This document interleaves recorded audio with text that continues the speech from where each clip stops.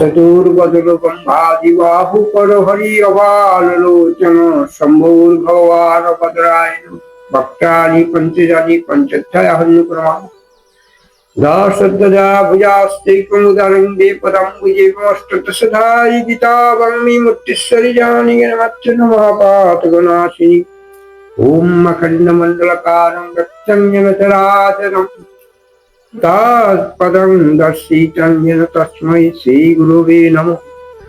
गुरु ब्रह्मा गुरु विष्णु गुरुदेव महेश्वर गुरुदेव परं ब्रह्म तस्मै श्रीगुरुवे नमः।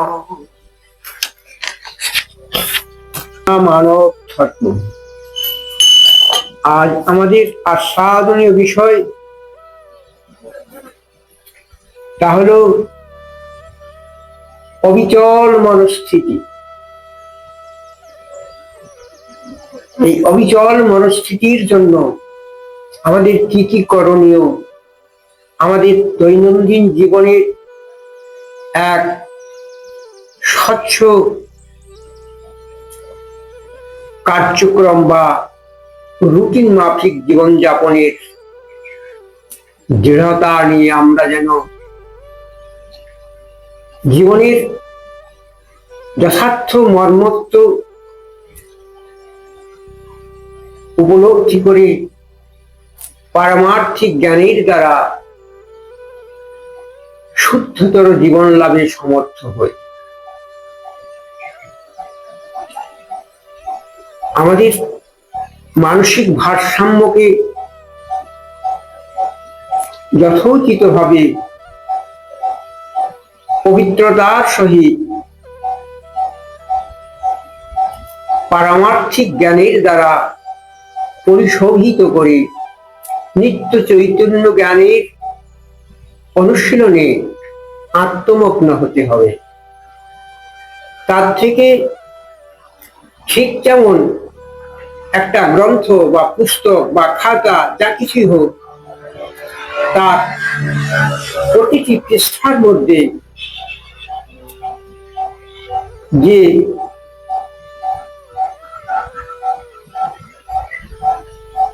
বিশিষ্ট ভাব চৈতন্যের কথা লিখিত থাকে তাকে আমরা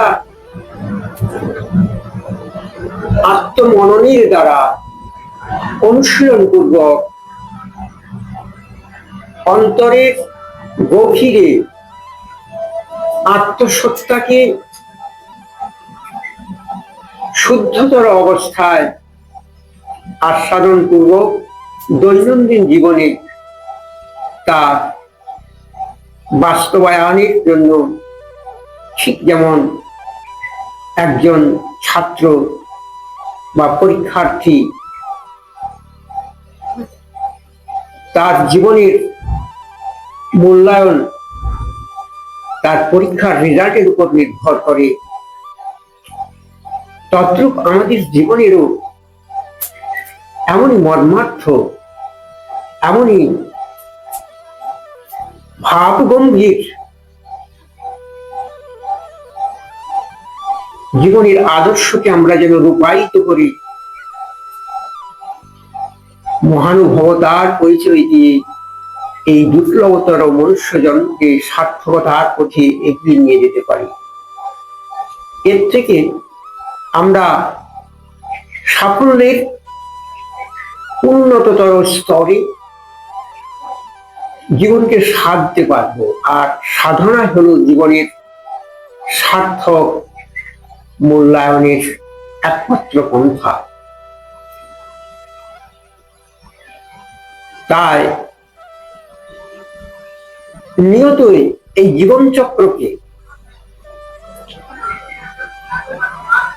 আধ্যাত্ম জ্ঞানের দ্বারা পরিমার্জিত ভাবে শুদ্ধতর আচরণের দ্বারা সাত্বিক আহারাদির দ্বারা জীবন চর্চা পূর্বক এই ভাব দেহটাকে পরিপুষ্ট করাই হলো আমাদের জীবনের প্রমুখ উদ্দেশ্য। যে পর্যন্ত আমরা আহার শুদ্ধির বিষয়ে আত্মনিয়োগ করতে না পারি, তৎপর্যন্ত আমাদের জীবনের স্বভাব বৈচিত্র্য, মানসিকতা, স্বচ্ছতা কখনোই প্রস্ফুটিত বা বিকশিত হতে পারে না। এজন্য বিশেষত সৎশাস্ত্র অনুশীলন আর সৎ ব্যক্তির সঙ্গ করা আর সময়ের মূল্যায়ন জীবনকে মহানতর কর্মচুক্তির দ্বারা এই দৈহিক, মানসিক, আত্মিক ভাব চৈতন্যকে নিরন্তর, ঠিক যেমন একটি পাত্রে দুধ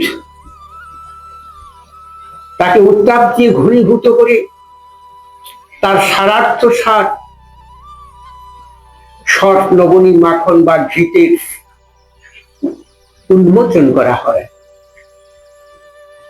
তদ্রূপ জীবনের প্রতিটি মুহূর্ত, প্রতিটি কর্ম, প্রতিটি মনন চিন্তন, প্রতিটি মুহূর্ত আমাদের পরমানন্দময়, নিত্য শুদ্ধ চৈতন্য জ্ঞানের দ্বারা পরিমার্জিত এক নির্মল আত্মানন্দ রূপী ভাব চৈতন্যে স্থিত প্রজ্ঞতার দিকে আমরা এগিয়ে যাব।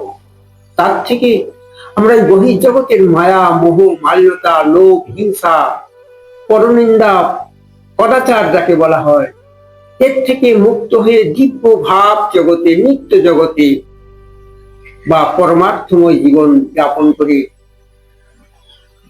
জীবনটাকে পরমায়ুতে পরিণত করতে পারব। এতদ্ব্যতীত আমরা যে যতদিনই বা জীবন যাপন করি সেটা হবে সাধারণ আয়ু। আর এই চৈতন্য জ্ঞানের ভাব গভীর স্থিতা অবস্থা যদি আমরা অনুশীলন করতে পারি আর ব্যবহারিক জীবনে তার প্রতিফলন ঘটাতে পারি, তাহলে সেটাই হবে পরমায়ু। তো এক্ষেত্রে একটি গীতার বাণী অত্যন্ত পরমানন্দদায়ক। তা কেমন না, সুখে দুঃখে সমে ইৎপা লাভা লাভই জয়া জয়ী তত যুদ্ধায় নৈগম পাপ অনুভাব। এই যে আমাদের জীবনে আসে নানান সুখ দুঃখাদির অনুভূতি, এই সুখ দুঃখ কালের নিয়মে আসবে। এই সুখ দুঃখে অভিভূত হওয়া কখনোই উচিত নয়। কালের গতিতে, কালের স্রোতে জীবন চক্র যখন এগিয়ে যাবে তখন এই সুখ দুঃখ রূপী চাকার গতিকে আমরা কোনোভাবেই যেন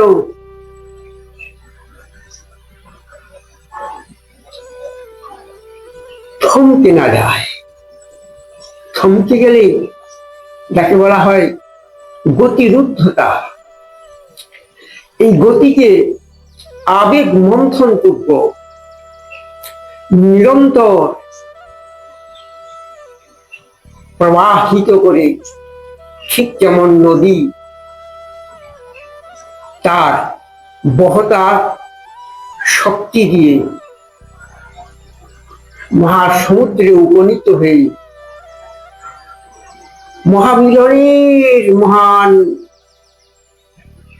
আবহে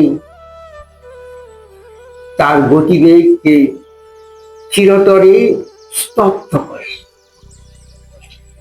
তাই আমাদের জীবনের যে গতিবেগ একমাত্র ঈশ্বর আনুগত্যে, ভগবত প্রীতি, ভগবত সেবা, ভগবত বার্তা সমাজের মধ্যে বিতরণ করে দেওয়া, এর থেকে আসে এক স্থির শান্তি, নিত্য সনাতনী আবহ।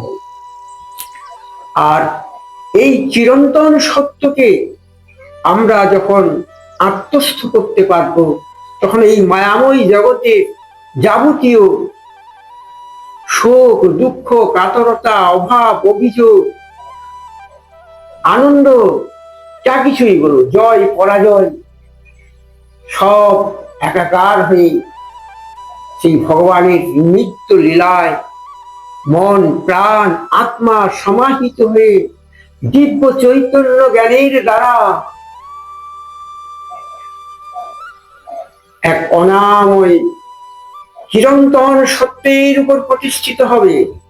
আর সেই সত্যই হলো ভগবান, যাকে আমরা বলি ভাবময় কর্তা যিনি। এজন্য আমাদের নিরন্তর সাধনার পথ ধরে এগোতে হবে, সংযমের পথ ধরে এগোতে হবে। ক্ষুধা, তৃষ্ণা, এ তো দৈহিক পিপাসা আসতেই পারে, আসবে। এগুলোকে যেন আমরা সুসংযত করে আদর্শ আহার গ্রহণ করে আদর্শ ন্যায়ের পথকে অনুসরণ করে মহানতার পথ ধরে ঐকান্তিক ভক্তি যোগের দ্বারা ভগবানের কৃপা লাভ করতে পারি। আর এই ভগবত কৃপাই হলো মানব জীবনের শ্রেষ্ঠতম প্রাপ্তি। এই প্রাপ্তির জন্য সদাচারী সদ্গুরুর শ্রীচরণে আত্মনিবেদন একান্ত বাঞ্ছনীয়। তাই আমরা গুরুরূপী ভগবানকে তার নির্দেশিত পন্থা, তার দেওয়া প্রদত্ত মন্ত্রাদির অনুশীলনে অন্তরাত্মাকে উদ্বেলিত করে নিত্য শুদ্ধ স্থিত চিত্তে ভগবানের শ্রীচরণে মনন সত্তাকে অর্পণ করতে পারি, অর্ঘ্য দিতে পারি। এইটাই আসল পূজা, এইটাই বাস্তবতার হৃদয় মন্দিরে ভগবানকে পাওয়ার দিব্য অনুশীলন। আজকের দিনে নানান উৎসব, নানান পরিকল্পনা, নানান আয়োজন, এ সমস্ত বাহ্যিক বস্তু। আসলে আত্মিক বস্তু আমরা এখনো বেছে নিতে পারিনি। আমরা সেই আত্মিক বস্তুর সন্ধান পাইনি। আমাদের সেই আত্মচক্ষু এখনো উন্মোচিত হয়নি। ফলে আমরা সেই দিব্য জ্ঞানের অভাবে লোভ, লালসা, হিংসা, উদরপূর্তি, ভোগ বাসনায় প্রমত্ত হয়ে সমাজের মধ্যে এক পুরুষ কালিমাময় পরিবেশে হিংসা বিদ্বেষের দামামা বাজিয়ে এই অতি মহার্ঘ দুর্লভতর জীবনকে অবক্ষয়ের পথ ধরেই একেবারে নস্যাৎ করে ফেলছি। আর আমাদের শিক্ষাও এই আধ্যাত্মের অনুকূলে অনেকখানি পিছিয়ে। একদিন ছিল গুরুগৃহে শাশ্বত সনাতনী শিক্ষার প্রভাব, যা দিয়ে ভগবানের দিব্য আশীর্বাদ লাভ করে সাধনায় সিদ্ধি আসত। এবং তারই প্রেক্ষিতে আমরা পেয়েছি রামায়ণ, মহাভারত, গীতা, বাইবেল, কোরআন, পুরাণ আদি মহান মহানতর গ্রন্থের অতি বিস্ময়কর নিদর্শন।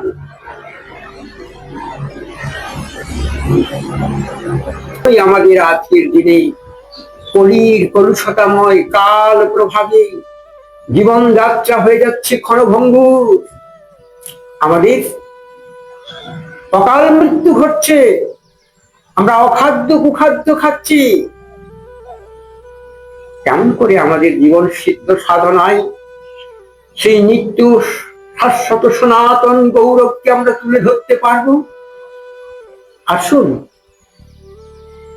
আপনার অন্তরের গভীরে সেই নিত্য শাশ্বত সনাতনী সত্তাকে জাগ্রত করে এই ভগবত প্রেমের নিত্য প্রসাদ গ্রহণ করে আপনি চিরন্তন সত্যের পথে নিজেকে অঙ্গীকার করে নিয়ে সার্থক মানব জন্মকে সাফল্যের পথে এগিয়ে নিয়ে যান, পরম পরিতৃপ্তির পথে পরমায়ুকে ভোগ করে পরমানন্দময় ভগবানের লীলার রস আস্বাদন করে পরম প্রীতিপূর্ণ প্রসাদে পরিতুষ্ট হন। হরে কৃষ্ণ কৃষ্ণ কৃষ্ণ হরে হরে, হরে রাম রাম রাম হরে হরে। দেখুন, আমাদের মুখে সেই দিব্য হাসি আর নেই, হারিয়ে যাচ্ছে দিনে দিনে। তার কারণগুলি কি আমাদের পরবর্তী ভিডিওতে আপনাদেরকে আমি নিবেদন করব। কৃপাপূর্বক নিজে শ্রবণ করুন, অন্যকে শ্রবণের একটু সুযোগ করে দিন। তার থেকে আমাদের সমাজের নির্মলতা, শান্তি, প্রেম, ভক্তির আবহে জীবনের আদর্শকে রূপায়িত করে ধন্য হতে পারবেন। হরি ওম তৎসৎ। ওম শুভ শান্তির।